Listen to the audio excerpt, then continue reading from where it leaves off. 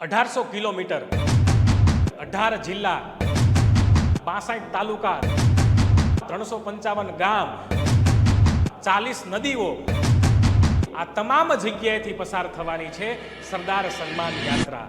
અખંડ ભારતના શિલ્પી અને ભારતના તો ભાગ્ય વિધાતા એવા સરદાર સાહેબની 150મી જન્મ જયંતિને કેન્દ્રમાં રાખીને એમની કર્મભૂમિ એટલે કે બારડોલી, ત્યાંથી શરૂ થનારી યાત્રા સોમનાથ દાદાના દિવ્ય સાનિધ્યમાં પરિપૂર્ણ થવાની છે. આ ગૌરવંત યાત્રાની અંદર સરદાર સાહેબના દિવ્ય વિચારોને, દેશભક્તિના વિચારોને જન જન સુધી પહોંચાડવામાં આવશે. જેમણે આ દેશ માટે પોતાનું સર્વસ્વ સમર્પિત કરી દીધું એ રાજવી પરિવારોને સન્માનિત કરવામાં આવશે. એ શહીદોના પરિવાર હોય કે નિવૃત્ત સૈનિકો હોય એમને પણ યથોચિત સન્માન આપવામાં આવશે. અને આ યાત્રાનું જેઓ નેતૃત્વ કરી રહ્યા છે એવા પરમ આદરણીય ગોપાલભાઈ ચમારડી અને એની ટીમ દ્વારા સમગ્ર ગુજરાતની પ્રજાને આહવાન કરવામાં આવ્યું છે, હાકલ કરવામાં આવેલી છે કે 11 સપ્ટેમ્બરના દિવસથી શરૂ થનારી આ ઐતિહાસિક યાત્રાનો આપણે સૌ ભાગ બનીને એકતા રૂપી પુષ્પાંજલિ સરદાર સાહેબના ચરણોમાં